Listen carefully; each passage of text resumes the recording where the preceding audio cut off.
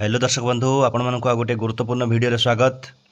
देखो दर्शक बंधु आपणकर सुप्रीम कोर्ट राय देइछंती कि देशर सबु शिक्षकों पई टीईटी हमर बाध्यतामूलक रहिबो।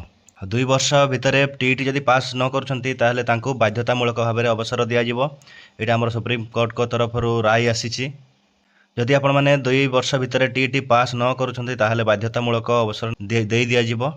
तो आपण 2012 पूर्व जितेबाला आमर ओटीटी लागू हो नाला से जदि आपण चाकरी करछंती ताहले मध्य आपण को टीईटी देवाक पड़ो। जदि आपणकर चाकरी 5 वर्ष बाकी अच्छी ताहले आपणकर टीईटी बाध्यतामूलक नुहे। जदि 5 वर्ष अधिक अच्छी ताहले आपण टीईटी देवाई बाध्य। तो ये जिते भी आम टीचर अच्छा भारत वर्ष में समस्त आपणकर टीईटी बाध्यतामूलक। तो देखा कि आमर हाइकोर्ट कौन राय देइछंती तार लाइव वीडियो आम चलतु देखा। जदि आपण मैंने चैनल को सब्सक्राइब करना सब्सक्राइब कर दिंतु एवं बेल आइकन रे दबाई दिंतु जहाँफल कि आमर समस्त वीडियो आपण पाखक शीघ्र पहुँची। तो चलतु देखा कि आमर हाइकोर्ट कौन राय देइछंती पूरा live video. We had framed two issues on 28 January 2025. Thereafter, we have recast the two issues.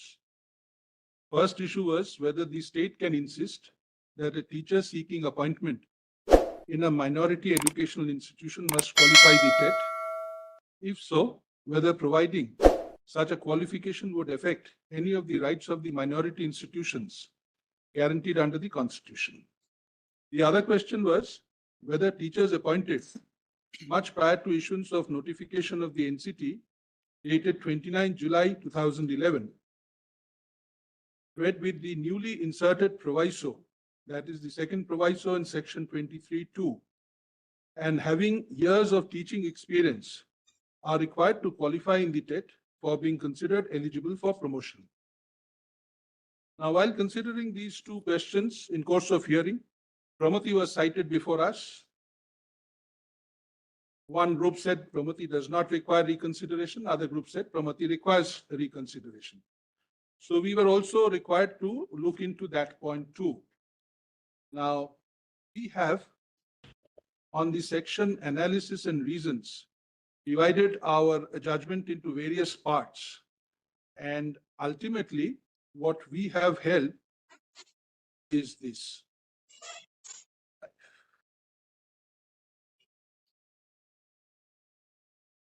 In view of the foregoing discussions, we respectfully express our doubt as to whether Promati, insofar as it exempts the application of the RTE Act to minority schools, whether aided or unaided, falling under Clause 1, has been correctly decided. We say that we could have followed the 7-judge bench decision in Aligarh Muslim University and referred the issue directly to a 7-judge bench. But we have restrained ourselves from doing that.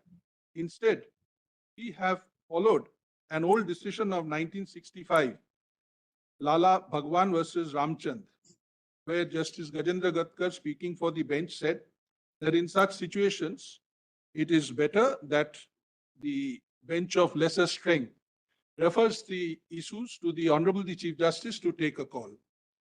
Accordingly, we have referred 4 questions to the Honorable the Chief Justice. 1, whether Promati requires reconsideration. 2, whether RT Act infringes the rights of minorities.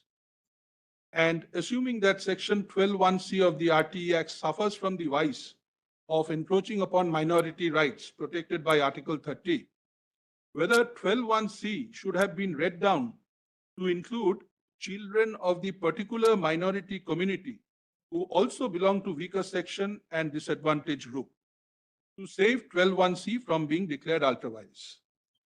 The third question is on the effect of non-consideration of Article 29(2) in Promati. And finally, whether in the absence of any discussion in Promati regarding unconstitutionality of the other provisions of the RTE Act, except 12(1)(c), the entirety of the enactment should have been declared ultra-vires, minority rights protected by Article 30. So therefore, we have directed that civil appeals 1364 to 1367, 1385 to 1386, and 6364 of 2025 to be placed before the Chief Justice. We have also said that there is another set of civil appeals, 6365 to 6367, which should also be similarly placed for the reasons which we have indicated. Now, on the second aspect of order on applicability of the TET to in-service teachers, we have held in clear terms that those aspiring for appointment and those in-service teachers aspiring for appointment by promotion must, however, qualify the TET, or else they would have no right of consideration of their candidature. But at the same time, we have kept in view the ground realities and the practical challenges. And this is where we have issued certain directions under Article 142. There are in-service teachers who were recruited much prior to the advent of the RTE Act and who might have put in more than 2 or even 3 decades of service. They have been imparting education to their students to the best of their ability without any serious complaint. It is not that the students who have been imparted education by the non-TET qualified teachers have not shown in life.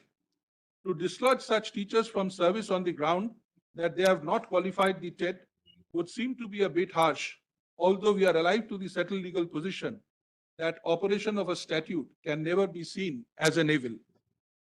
Bearing in mind their predicament, we invoke 142 and direct that those teachers who have less than 5 years service left as on date may continue in service till they attain the age of superannuation without qualifying the TET.